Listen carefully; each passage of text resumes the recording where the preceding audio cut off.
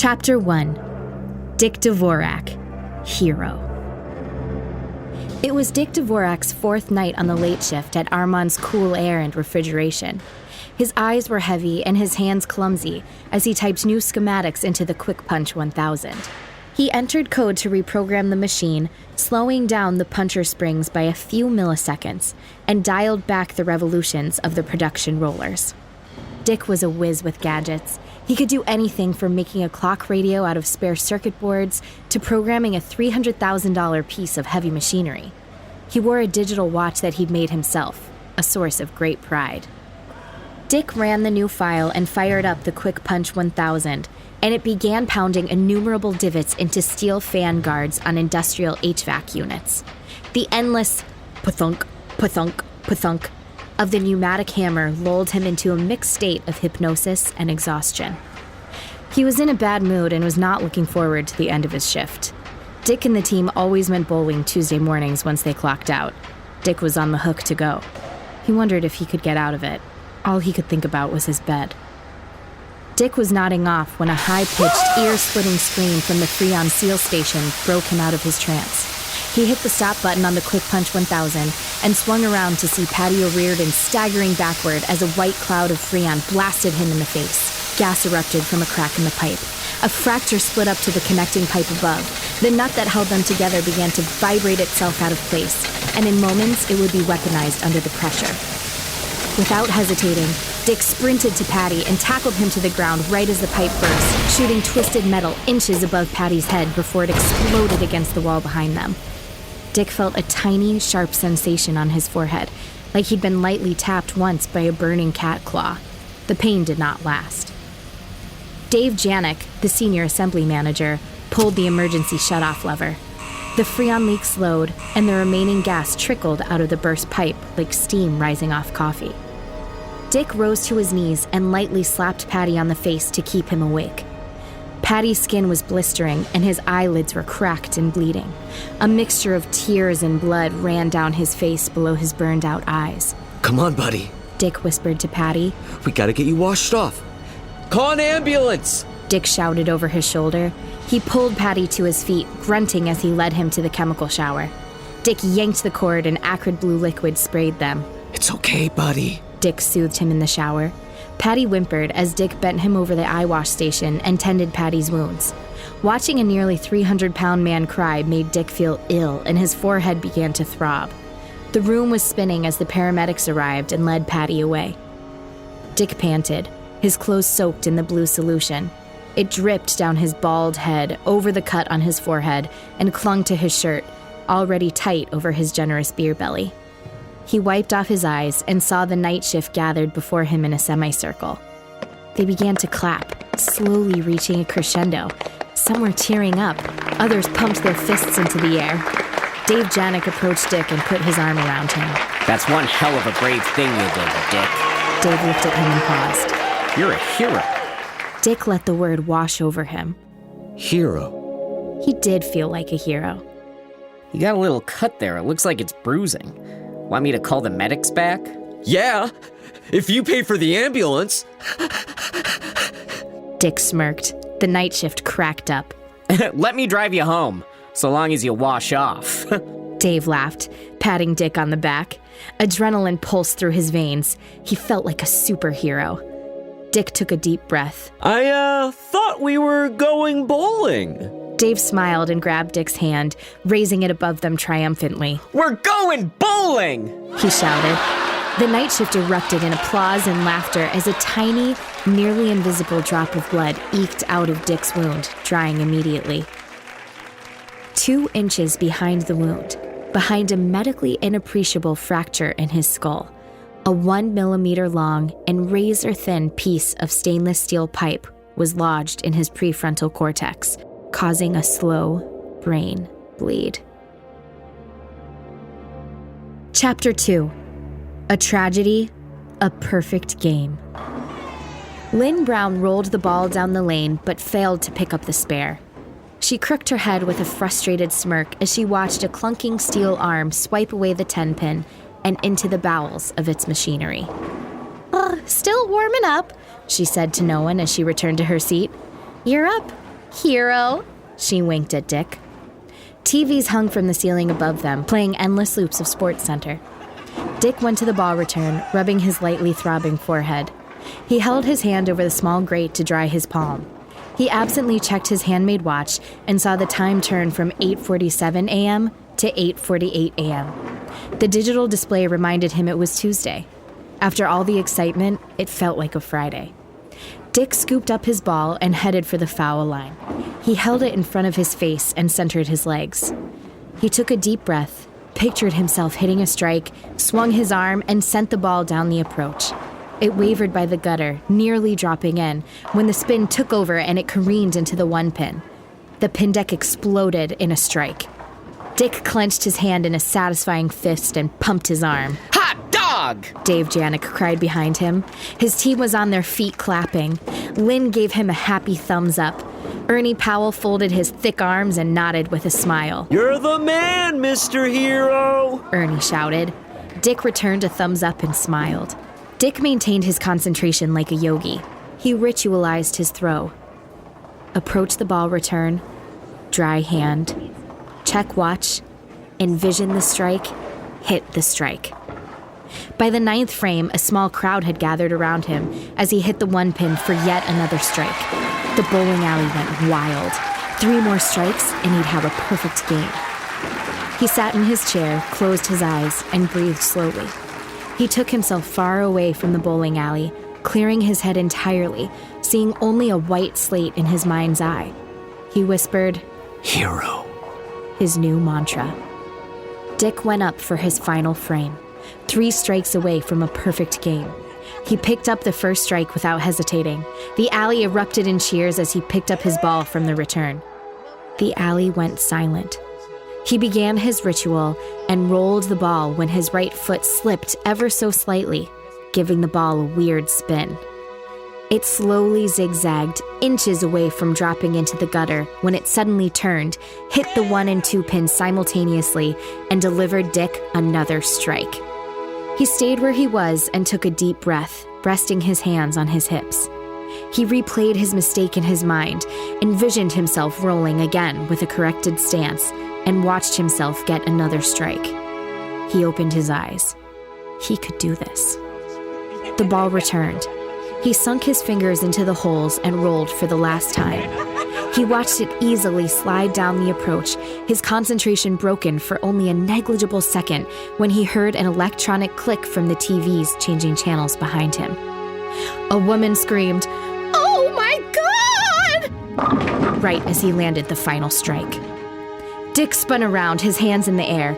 Happy tears streamed down his face. He cried out in ecstasy and fell to his knees. The alley was silent. He opened his eyes and saw everyone staring at the TVs, their faces paralyzed in shock and horror. He joined the crowd and looked up. All 20 screens were set to CNN, each showing smoke pouring out of the World Trade Center's North Tower. The footage cut to a toothy news anchor. His face was sickly white, set beneath carefully styled hair. He spoke. At 8:48 this morning, a commercial airliner struck the World Trade Center. Dick felt dizzy as the reporter droned on. Defeated, he dropped into his seat and rubbed his throbbing forehead. His perfect moment had been cruelly ripped from him. It wasn't fair. He had bowled the perfect game. Chapter 3. A Hero Unremembered. That night on the late shift, Dick's heroic rescue of Patty O'Riordan was all but forgotten, nor did anyone mention his perfect game. He waited in vain all evening for someone to mention either, along with a pat on the back or a casual muttering of, "Hero." In the break room, Dick's coworkers had their eyes fixed to the TV. Burning papers snowed down on Manhattan. The rubble looked like the epicenter of a nuclear attack. The news began calling the fiery pit Ground Zero. Dick sighed. His head hurt. He knew he should be feeling sad, but he felt angry and cast aside by his coworkers. Maybe I'm just in shock, he thought. Dave Janik entered the room, vacantly holding a cup of coffee he did not sip. Dick walked over to him. How's, Patty doing? After my heroic rescue? He asked, barely concealing a smirk. Patty? Dave was confused. Patty, my wife, Patty? O'Riordan. Dick corrected. Oh, yeah, I haven't heard anything. I guess he's fine. Dave stared at the TV, neither did he glance at Dick. The room was pin-drop silent, save for the rambling news anchors. They talked about the great sacrifice of the FDNY and NYPD. Hero was the word of the hour. The word made Dick wince. Crazy game this morning, huh? Talk about a dream come true. Dick said. Dave turned to Dick with a glare. What the hell is the matter with you? We're under attack and all you can think about is a fucking game of bowling? Maybe you did hit your head. Show some fucking compassion. Dave held his glare until Dick looked at the floor. Yeah, sorry. Maybe I did hit it. I'm feeling kind of sick after all. Dick stammered. I might bang out early and get some rest. We all feel sick. You're not going anywhere, Dvorak. Dave sniped. A chime sounded over the factory's intercom system. It was ignored. It chimed again, and Dave finally spoke up. All right, folks. I know we're all struggling, but we gotta get back to work. Come see me if you feel you need to leave early, and we can work something out. He sneered at Dick and shook his head disapprovingly as if to say, "Don't even think about it." He left the room and everyone followed but Dick. Dick's heart pounded and he felt overcome with a strange rage. It felt like his anger was jumping ahead of him, tripping forward, unable to be contained. It was a new sensation. He'd never felt so out of control. He tried to breathe, but it only made him feel worse. Dick stormed out of the break room, out the back door, and into the parking lot. He stopped at his Ford Taurus, took a deep breath, and screamed. A demonic voice came out that didn't sound human. His head exploded with fury, and he kicked his car door until fiberglass broke off in chunks, crunching beneath his feet. After some time, Dick calmed down. His forehead throbbed. This is the worst day of my life, he said out loud. Chapter 4. Decline. Dick stopped sleeping as a slow infection set into his brain. He spent his days muttering furiously to himself, punching a splatting of holes in the drywall. One moment he'd be overcome with wrath, the next he'd be on the verge of tears. And worse, his bowling game fell apart. Every Tuesday, his game declined a little more. He could hardly break 100, and his team members grew frustrated. After yet another gutter ball, he overheard Lynn Brown whisper to Ernie Powell, "Guess it was just a fluke." He didn't hit a single pin for the rest of the game. Dick became obsessed with his heroic rescue of Patty, 9/11, and the subsequent perfect game. He felt there was some connection, and he sought to find it. Loose-leaf paper accumulated in stacks on his kitchen table. He covered every inch of hundreds of sheets with scrawling red pen, writing over and over again, Patty, 9/11, perfect game. Patty, 9/11, perfect game. Patty, 9/11, perfect game. He considered the course of events. Step 1, he had acted heroically. Step 2, a great tragedy occurred right as he looked at his handmade watch at 8:48 a.m. Step 3, he bowled a perfect game after starting his turn exactly at 8:48 a.m. This was no coincidence, he thought. The small bruise on his head refused to go away. It ceased to bleed, rather, it periodically trickled a clear liquid. It was his war wound. It was proof he, too, was a hero. He deserved an American flag. He deserved an airplane cabin full of grateful, clapping passengers. He even started to believe every rescuer at Ground Zero conspired against him to take his glory. Dick imagined them joking about him at remembrance ceremonies. He cut out a story in the New York Times about an executive assistant running back into the building and pulling out an injured firefighter. He meticulously wrote each letter of the story down, isolated them, and discovered there were enough letters to write, "Joke is on Dvorak!" He seethed. His scribbling evolved. He replaced Patty with hero, 9/11 with tragedy, and wrote "The perfect game" in capital letters. He wrote for days, taking breaks to pee, stopping to punch the wall, and dropping his head to weep. When he was too overcome, he'd tap his forehead lightly to refocus himself on the pain and push everything else out. He scrawled, Hero, tragedy, the perfect game. Hero, tragedy, the perfect game. His handmade cuckoo clock, an early attempt at digital clockmaking, shouted that it was 7 p.m. The springing action of the bird completed a circuit behind the drywall, which sent a tiny charge to a small control panel wired to his kitchen light, and the light bulb clicked on. Dick dropped his pen. He slowly rested his palms on the table. His eyes unfocused, and his face grew into a weird smile. He rose from his chair and took the clock off the wall, holding it in his arm. He slowly punched a hole into the drywall and carefully pulled out the wiring and control panel. Dick gently put them on the table, grabbed a piece of clean loose leaf, and began a rough sketch of a circuit board. Hero, tragedy, the perfect game. He would be a hero. He would bowl a perfect game. Chapter 5. Dvorak Rising. Dick parked on the grass outside the electrical station, by an iron fence topped with barbed wire. The small fence was all that protected the massive 6,000 kilowatt circuit breaker that powered the north side of town, from the Kroger to the county hospital.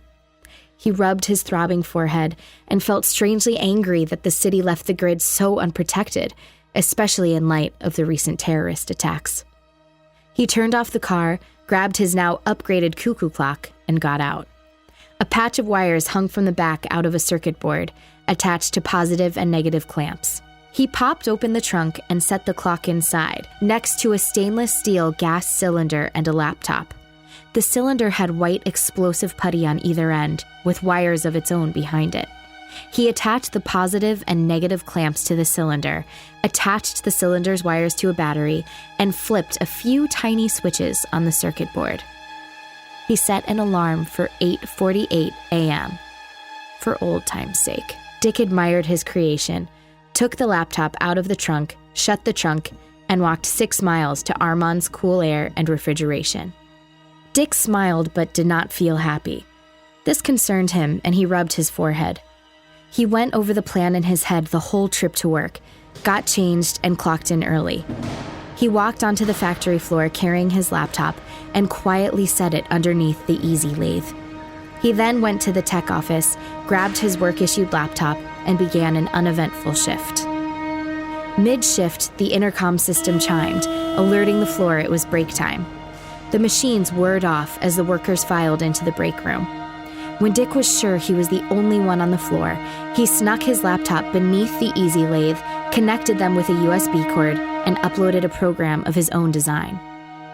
It easily bypassed security protocol, as Dick had written such protocols himself.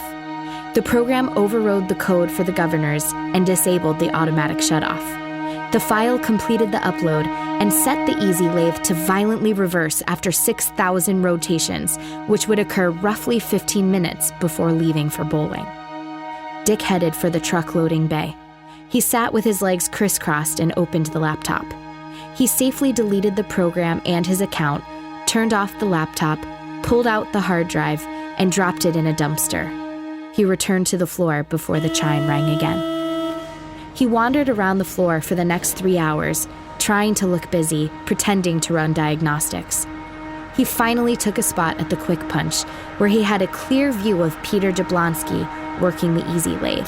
Dvorak, you look like shit. A voice growled behind him. Dick turned. Thanks, Dave, he said with a smile.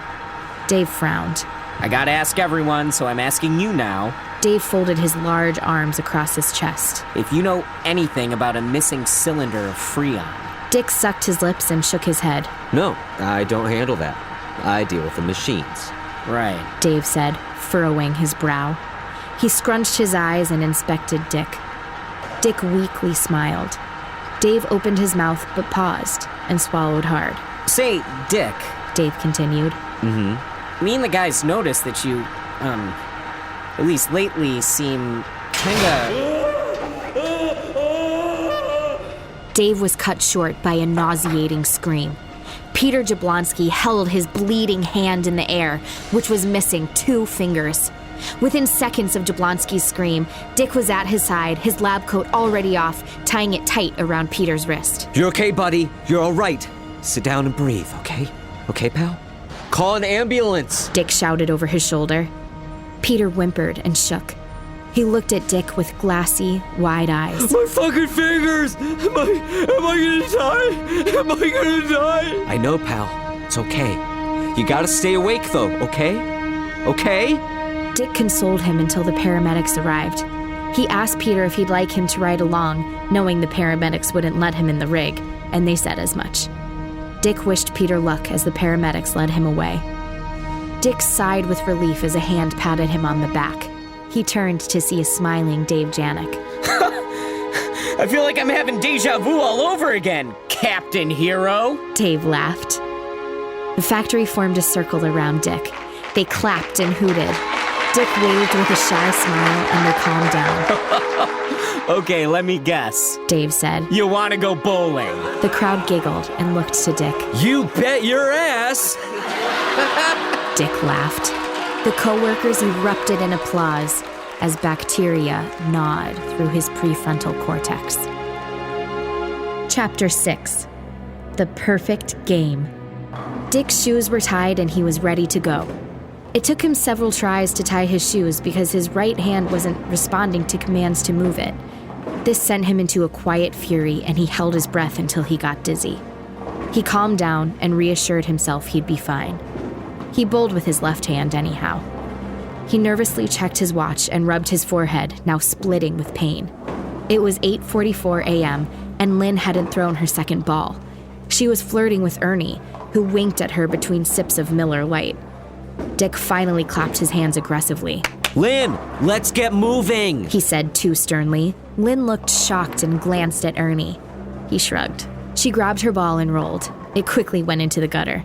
She returned to her seat and flirted with Ernie. Dick nervously approached the ball return. He checked his watch. It was 8:46 a.m. He held his hand over the fan until it was 8:47 a.m. He watched the minute turn over to 8:48 a.m. Dick grabbed his ball, breathed, and rolled a strike. He clenched his fist in celebration. He swung around with a smile and saw that his team hadn't been watching. Guys! Hey, guys! He called out. Ernie looked up. Wow, another strike for the hero, he said with a twinge of mockery in his voice. Dick could have done without the ridicule, but it felt good to be called a hero again. But by the 6th strike, his team was paying attention. When he bowled his 11th strike, the entire alley was on its feet. He blocked out the cheering and focused on nothing but his breathing. He pictured himself rolling that final strike. He felt himself win another perfect game. Dick opened his eyes and noticed the alley was staring up at the TVs. Dick's heart dropped. Is it terrorists? A woman whispered. Here we fucking go again, said a gruff voice. No! Dick cried out in his head. They were supposed to see! His vision doubled and his forehead split with piercing pain.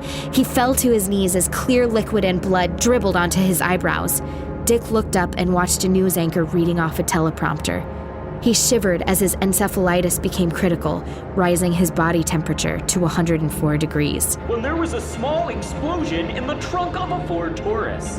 The power station received minimal damage, but the north side of Lakehurst is at risk for losing power, including Grant County Medical Center. Dick staggered to the ball return and held his hand over the fan as the news anchor continued. It's reported a pressurized tube of gas was wired to explode, but failed to go off.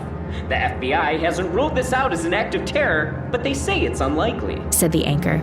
Dick looked back at his teammates. Dave gave Dick a horrified expression.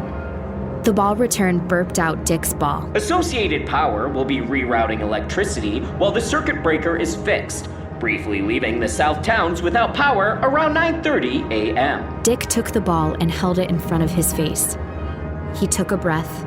He envisioned himself hitting the strike. He swung the ball back. The license plate traces to Dick A blood Dvorak. vessel burst in Dick's brainstem right as the electricity shut off in the bowling alley. The TVs went silent and the building was shrouded in darkness. Blood flooded his brain. Dick's nervous system lost power at once and he fell forward like a toy soldier. His hand lamely released the ball. Dick landed on his face, chipping his teeth at the foul line. His dead eyes stared down the approach as the ball slowly rolled down the lane. His legs twitched as the pin deck erupted. 9 pins were on their side, but the 7 pin stood tall. Dick Dvorak bowled a .299. Neither would he be remembered.